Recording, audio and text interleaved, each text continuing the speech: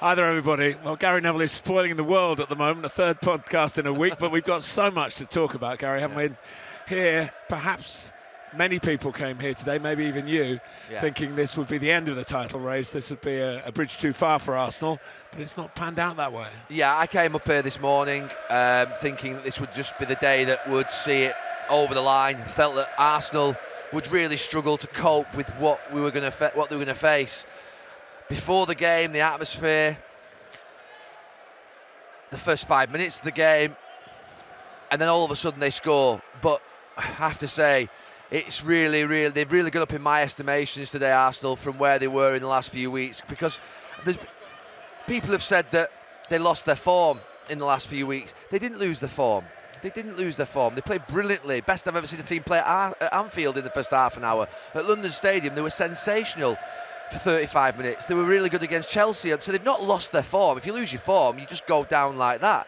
What they've done is they've lost their nerve in games when they've conceded a goal. They've not handled adversity well in matches, and they've looked a little bit panicky, a little bit tense, and they've made mistakes. All those things that you associate with pressure, and that's no doubt. And all the things they did wrong here a year ago, which is also in the pre-match thinking. Absolutely. So before the game today, you're thinking to yourself, how are they going to cope with that today? And in the first 7, 8, 9 minutes, they rode a bit of luck. There's no doubt about that. They could have been behind. But Ødegaard demonstrated what he is. I think he's a class player. He got the goal. And I have to say, from that moment on, I think they played really well in this game. And they didn't allow Newcastle to get that goal back. I think that if Newcastle had, we don't know what would have happened. But they didn't do. Their game management was good. Their composure, their counter-attack was there. And they've demonstrated today to themselves that they can handle a difficult match, that they can handle a really big atmosphere. They can handle playing against a team that are on fire and in good form. So it's a really important moment for the development of these Arsenal players, and it does put pressure back on Manchester City. There is no doubt Manchester City have gone to bed last night thinking, like I've just said, that not that the title's over. They wouldn't be thinking that. They're not arrogant, Manchester City's players. They're serial winners. They know what they're doing, and Pep Guardiola is somebody who's been round the block. But they'll have had that little bit of a feeling that by 7 o'clock tonight, was it 6:30 tonight, that they've got a cushion. That means that Pep Guardiola can potentially just look at that Goodison Park Everton game next weekend a little differently than now what he'll have to. It was so important that Arsenal had to keep Manchester City honest, and they've done that, and it makes it really, really compelling. And look, you don't know what can happen in between two games against Real Madrid and in and around those games. They are monumental battles. I used that phrase in a podcast the other day. These are games of a lifetime that you're playing against that type of club. Manchester City are going to become all consumed in those games, and in between that, they're playing against an Everton team at Goodison Park. They've had difficulties there in the past at times. It's Everton fighting for their lives. We know they're not in great form, but something can happen in that type of stadium. Look, City will probably win. That's more than likely the case. But there is some pressure on City now going to Goodison Park next Sunday, and Arsenal have created that today. And those Manchester City players go to bed tonight, trust me, with a little bit of a, right, come on, we've got to dig in, a little bit of a dig to the ribs. They're not knocked out, they're not on the ropes, they've got enough experience, but a little bit of, that one hurt. Something they could do without. Yeah, something they could do without. Something that you think, I didn't expect that. And that's what Arsenal have done today. Really important. And the selection of Jorginho was critical. Well, we talked before the game about how Arsenal could win it. And you pointed out with Jorginho's passing skills, maybe that was one way to do it. Maybe the only way to win it, and they have won it. Brave from Mikel Arteta. I think the right decision. Obviously, he played him in midweek. But the easy thing would have been to look at the energy, the physicality of Newcastle's midfield, and go and fight light for light with Partey and bring him back in. But I have to say that mentoring that he's had off Pep Guardiola is to do the opposite of conventional. 20 years ago, it wouldn't have even been a consideration. You'd put your most physical players out.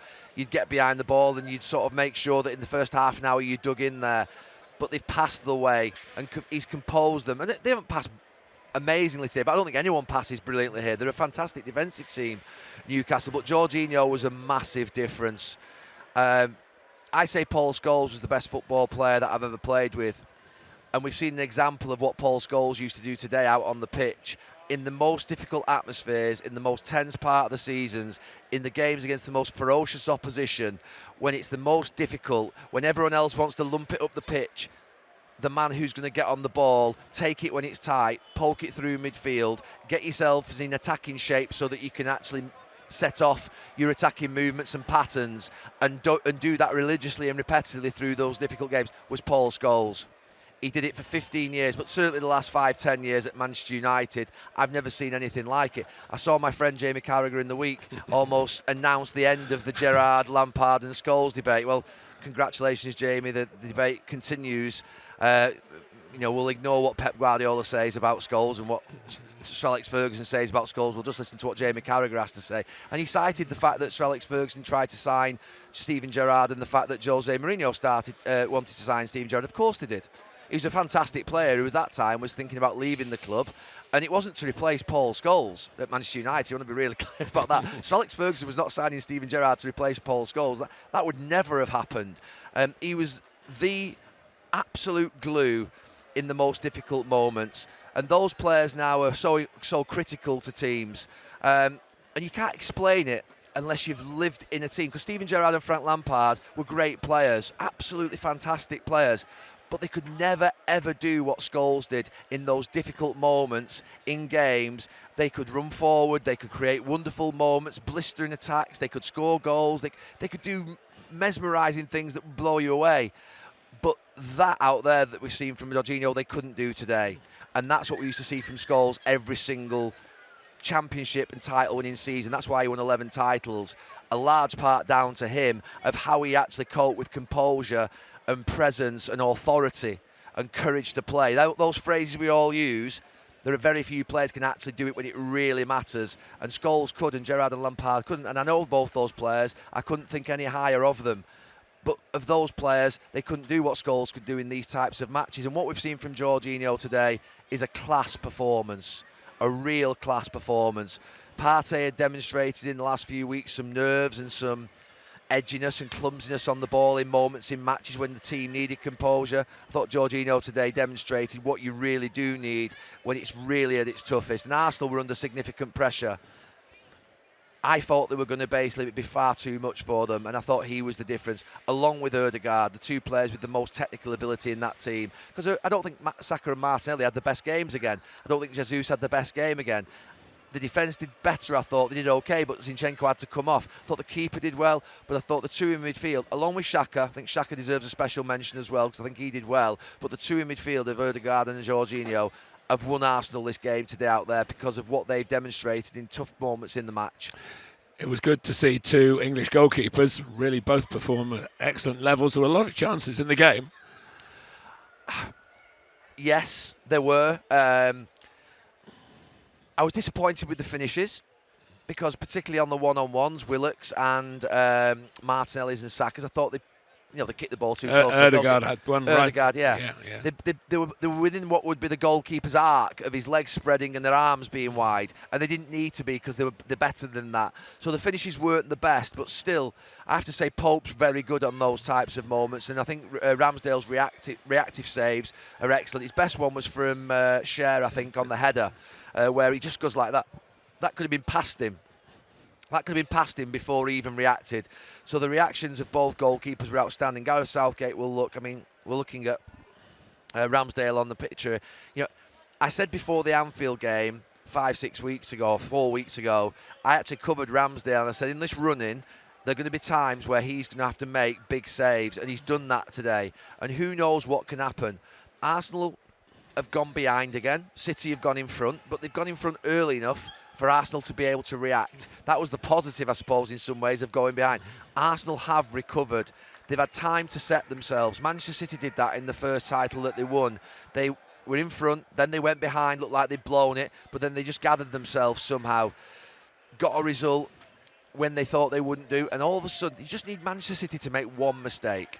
They don't make mistakes very often, that's the problem, but they need them to make one mistake. But all Arsenal can do is their job, and I didn't expect them to do their job today. I'll be really honest with you, I didn't, and they've done it. And I said before the game on a text to a couple of friends that work within our Sky Sports, I said, I fear Arsenal today, this will be too much for them. I'm always really honest about I can't see how they're going to handle this. And I also said they'll go massively up in my estimations if they did. And these young players out there today will have found a lot of future resolve in terms of coming through that, because that's a big moment for them, I feel. Time is a very good word for us to talk about, because Arsenal got 3 games in 3 weeks, and City have got that 3 days preparation before each of the games they're playing, including their Champions League games as well.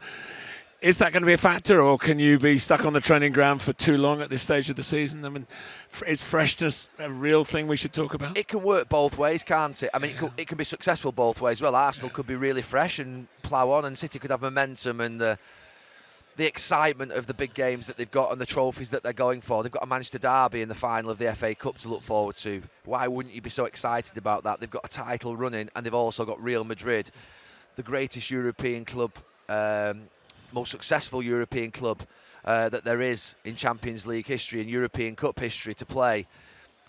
But you have to say those games will take a toll. Those games will take a toll. We had it 24 years ago when we played Juventus in a double header and then Arsenal in 2 games in the FA Cup semi-final and replay within a period of 2 weeks, and we had games sandwiched in between that in the league, and it takes a lot out of you. It takes a lot out of you, and there's no doubt that you can make mistakes, because Pep Guardiola has started to rotate. I asked him the question on, I think it was Wednesday night, the game they had against West Ham before the game. I said Sir Alex used to pick his team for maybe the more important game, not more important, that's the wrong word, the most difficult game maybe, ahead of, and he's obviously doing that. He said he wasn't. He was just concentrating on West Ham, then he'll concentrate on Leeds. But he always knew... He made a lot of changes for Leeds. He did, and he always knew the team he would have to get out there against Real Madrid. He knew the team he would have to get out there against Real Madrid, and he's making sure that De Bruyne, Gundogan, Rodri, Diaz, they're all having their rest before that game, and Grealish yesterday obviously as well. So he knows exactly what he's doing. He's obviously trying to make sure that in that... I can't think they're going to win the game against Real Madrid easily. They could, obviously. But you just got that feeling that against Real Madrid, you're never, ever safe. They've just won another cup, by the way. Yeah, so, you're never safe. So he just knows that it's going to take everything and more. And it did 24 years ago for us in Juventus. We went 2-0 down and somehow came back to 3-2. And you just think City are going to have to do something like that potentially in part of this semi-final against Real Madrid. So I think he knows that it's big. It's big for obviously Manchester City in more ways than one. Everybody's looking at Pep, everybody's looking at Haaland and saying, the reason you came to the club was to make Manchester City Champions League winners. That's not happened yet. So that's what they're here for. But they're also here to create history, and the treble would be history. They've got Manchester United, which would be the most spectacular way to win an FA Cup final if they were going to do it that way. And for Manchester United, it would be the most spectacular way to stop them winning a treble. So the stakes are so high in this next 3 weeks. I love this part of the season. It's what we wait for. It's what we come alive for. It's what we're here for. And I have to say tonight, as we sit here, I'm really excited, because I thought the title race would be done.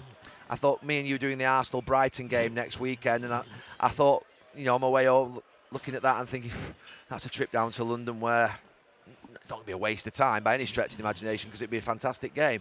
But there won't be as much on it. There will be next Super Sunday. It's a big one now. Everton obviously playing City at first at 2 o'clock, and then Brighton v Arsenal, and we'll see what happens. But it means that we've got that big weekend to look forward to next weekend, and we want that. We want competitive edge in this league. We want there to be a balance. We don't want a team to just run away with it. Obviously that happened sometimes when I was playing. They weren't even actually enjoyable leagues sometimes for us when we won it by, I think one year we won by 18 points. I think it was 2001. It didn't feel the same. It doesn't feel right. You want it to be pushed. You want to be pushed right to the end. Liverpool have done that with City over the last few years, and City now having, obviously look like they could potentially get a gap. They're looking like they're being pushed by Arsenal all the way, which I think is brilliant for this Arsenal group from where they were at the start of the season. We can't fully appreciate the consequences for Newcastle losing, because we're talking before Manchester United's result comes through from West Ham. But looking at Eddie Howe went with the temptation. He gave in to the temptation, if you like. I'm sure he'll have a good reason for it. Yeah. But Isak and Wilson stayed on the field, having never started together.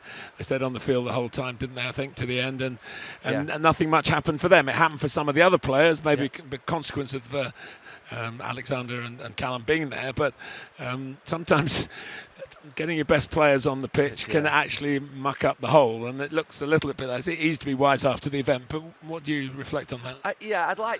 I'd like to see it again in a couple more games to see whether that would be the case. I think that's probably the thing to say. But they played against a good opponent. We knew that. I think Eddie Howe looked at that right side of Arsenal's defence, where they've had problems in the last few weeks with Holding playing there, and obviously Ben White, and then obviously Kivior comes in. Saliba's been playing there, hasn't he? So I think he thought that they could beat him up down that side, and I think they thought goal scorers at the back post when they're building up from the right-hand side, and obviously Isak coming in. I think they thought they could beat him up physically. I think they thought they could outrun them. I think they thought they'd be too much for them, and I can see why he did it. He said before the game it's because of the long-staff injury. We didn't go back to Eddie and say, well, that doesn't make sense because you've got Almiron on the bench, you've got Sam Maximan. You could have easily replaced him with sort of other options. Why have you then gone with, obviously, Isak? So he had options on the bench. Anthony Gordon as well. So he had 3 options on the bench where he could have obviously got the balance that he's had all season. And he has said previously that he feels the balance of the team's important. So Eddie may reflect upon that. But I'd like to see it again before I think that it wouldn't work. I mean, I wouldn't worry about that too much if I was Newcastle today. They'll be disappointed because they've lost. But they're playing against an excellent team. They had big moments in the game to score. They could have easily gone in front and that would have been a whole different picture. They could have easily equalised at the start of the second half and Ramsdale makes an incredible save. So things didn't quite go for them today in terms of Ramsdale making saves, missing chances. I know Arsenal have missed them as well. I don't think Eddie Howe will beat himself up or his players up too much over that. And I think that will be deemed as being a potential game you could lose, and it could have gone either way at moments in the game, and we just lost the 50-50 moments in a very good game. I think that's the way I would look at it if I was Newcastle, because I think they'll, I was doubtful of them finishing top 4 about 5, 6, 7 weeks ago when they came just before the Carabao Cup. They'd stopped scoring goals. I thought the Carabao Cup was something that potentially they might go that after, but they've really kicked on after the Carabao Cup, and they've really played even better because they have started to score goals. So I'm still confident for them now, and I wasn't 5, 6 weeks ago. I said I thought Liverpool would finish in the top 4. I think Tottenham at one point, but certainly Liverpool in the last few weeks. I'm not surprised by their emergence and them getting better. So it'll be interesting to see what happens with United in this next couple of hours. Obviously, we're doing this before the United game, so we don't quite know. But that was a good result for United, a good result for Liverpool. And if United don't win tonight, Liverpool will fancy their chances of hunting one of the 2 Uniteds down, Newcastle or Manchester. Well, Liverpool have done what they can, win their games, and Mo Salah again has turned to be the difference between winning and not winning. And there was a lot of talk early in the season, big new contract, and not quite. Mane's gone, and Firmino's maybe he's going to leave now, isn't he? But Mo Salah, they always say the big players come to the cream rises to the top, and he has been doing that. Yeah, and he scored goals again, and a high number of goals. I think it's 30 in the season. Yeah. Which is some return in a difficult season for Liverpool. And the most impressive thing is that he's always there. Consistently, reliably, always there. And I know that might sound really basic, but my dad used to say to me, turn up on time, make sure you don't let people down, that you turn up on time and you're always there and you be reliable. And I think it's a really important basic thing of sort of, if you like, going to work. And, obviously he's a football player and people listening will be saying, well, why would he not turn up? He's on 300 grand a week. But you know what I mean? He's always there. He's resilient. He plays every single match. And that's a really good thing, consistency and reliability over a long period of time. And then you marry that with high performance and excellence. And then you've got a world-class player. And that's what we have in Mo Salah over this last 5, 6 years. I've gone past the time of thinking that ultimately he was a one-season wonder. How could he repeat it? He's just repeated it. He's done it. He's got close to Ballon d'Or. He's been absolutely exceptional. He really has. And yeah, he's suffered this season at times in games, like others have in Liverpool's team, because they've not been at the best collectively. And there were moments yesterday against Brentford when they had to suffer as well. It was tough for them. But he's there. He scores the goal. He's hungry. He obviously nearly kicked the goalkeeper over the line with the ball at the end. So it was a tenacious goal for him rather than one of beauty we've seen in the past. It hasn't been his best season, but when you're not at your best and your team's not at your best, if you can still score 30 goals and play the amount of appearances that he's done, I think you can still give yourself a pat on the back, a massive pat on the back. 9 consecutive home games he scored in, which is that Liverpool have a wonderful history, and he's just written a new chapter. Yeah, and I think if you look at the home and away records of Liverpool this season, that Anfield is I mean, they had that season, didn't they, where they had a bit of was it a COVID season? Where It was a bit of a mess, the non-Van Dijk season as well, wasn't it? Yeah, but I think they had they had that season. But other than that, we've said it I don't know how many times, Anfield is, the ultimate test because they're so good at home. Newcastle has been like that, I think, at times in their history, where you think St James's Park, and that's why I'm so impressed by Arsenal today. But going back to Liverpool, Mo Salah, nine consecutive games to score at Anfield, 100 goals at Anfield as well, 30 goals in a season. Again. You've got to say that's a really, really top performance, and Jurgen Klopp's he's got to be supported. He was supported a number of years ago when they fell short by obviously able to push themselves in the transfer market. They're going to have to go there again, I think, this summer, because all the other teams are going to invest. Jurgen Klopp's strength over the last 6-7 years has been the quality of football, but the strength of his recruitment, and he's been able to get most out of players that ultimately haven't cost stupid amounts. Van Dijk and Alisson aside, and Núñez obviously is the one he has to get most out of next season. But you look at those 20-30 million pound signings of Jota, Salah, Mane. There are more of them, obviously. Robertson at left back. They've been absolutely outstanding. Fabinho, they've been wonderful for Liverpool. They're going to have to do a bit of that, but they're going to also have to go and, I think, put some serious money down and get one or two players in for Jurgen Klopp. Jurgen Klopp deserves that as a manager at Liverpool.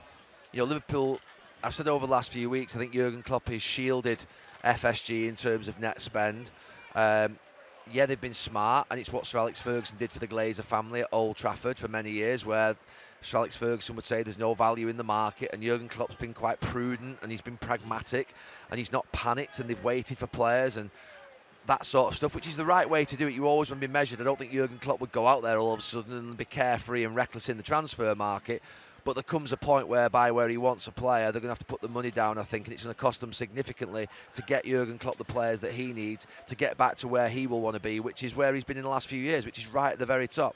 You can't go back to Jurgen Klopp and say, well, Jurgen, our target's a Champions League football. That might have been when you first came in, but Jurgen Klopp's seen glory. He's seen Champions League finals. He's seen Premier League titles. He can't go back and say that Champions League is a successful season for Liverpool. That's not what their history is built on. So from that point of view now, it's about the owners really sort of demonstrating that they've got I suppose in some ways, they've got the funds to start with, and then the courage to go and back Jurgen Klopp enormously in the transfer market up against obviously other clubs who've got giant resources and unlimited funds, it would seem at times. There's a job here, by the way, at Newcastle. I think I want to talk about that with Eddie Howe, because that next step for Eddie's a really important one. He's got a really good group of players here that are performing at a really good level. He's very attached to them, you feel, as well. Well, you would be. Yeah. And it's how you don't disrupt that group is the most important thing. I bet there's an element of Eddie Howe that's not dreading the transfer market, but a little bit concerned about it. I think it's good that he's got Dan Ashworth here. I think it's good that so far the ownership have not demonstrated that sort of, if you like, they don't want trophy signings that look great, but really, to be fair, Neymar was mentioned in the week and quickly put down by that would scare me to death, that sort of signing. Not because, Neymar's a sensational player, but I think Eddie Howe all of a sudden would sort of have a circus. Eddie Howe doesn't need a circus up here. You think about what Newcastle are at this moment in time. They're building, they've got foundations. What you don't want to do is basically go and disrupt that. The fans are really behind the team, behind the manager. There's a sort of a spirit building. The atmosphere before the game today in the first 10 minutes was absolutely electric. It was incredible. And it's important how they just make sure that they're going to need to do it at some point and go for those big name signings, and they're going to need to make that jump, and Eddie's going to need to be brave at a point and say, yeah, let's go for it. But if they're a 25, 26-year-old that's £100 million, that player's probably likely to going to go to another club in Europe at this moment in time. So then you might end up getting offered a 32-year-old at that sort of money, and Eddie might think, well, no, I think Eddie and Dan Ashworth are going to have to be strong, I think. They're going to have to be strong with the ownership, who may want an acceleration. They may want to see, well, hang on, we're in the Champions League now, we want this, this and this. I think 3, maybe 4 really good additions to this squad, and have another season where they get into the Champions League potentially, or challenge for Champions League and challenge for a trophy. and where they've been this year in the Carabao Cup is the right approach. I think don't go from being measured and all of a sudden think, right, we got there, and just blow everything that you've done in your principles of what you've done so far. So I think it's a really interesting thing here. But with Jurgen Klopp, he can handle the star players. He's done that with obviously the Liverpool players over the last few years, and the club can handle it. And Liverpool has still got that credit in the bank of winning Champions Leagues and Premier Leagues. They only had one bad season this year, and they still could get in the Champions League. So I think that from that point of view, Jurgen Klopp can attract the big players potentially, and Bellingham's been mentioned and players like that. So it's a really interesting sort of time for both clubs. One needs really backing beyond belief. The other needs backing, but with some measure. Eddie Howe said this week that, I think with a bit of reluctance, but he said it, that it's my job to catch those above us and then to outstrip them. So that's not perhaps coming from Eddie himself, but he's getting that message from the boardroom. That is the target here. Oh no, they have to. They have to continue to progress. Eddie knows that he's in a job where he'll have to be progressed because of the ownership and the investment. But it's how they progress and how they sort of go. I think Eddie Howe would find it a lot more. I don't think he'd enjoy it as much. I got the impression in the first season at Chelsea that Frank Lampard really enjoyed it when they had the transfer embargo, and they had a group of players that he knew were stable.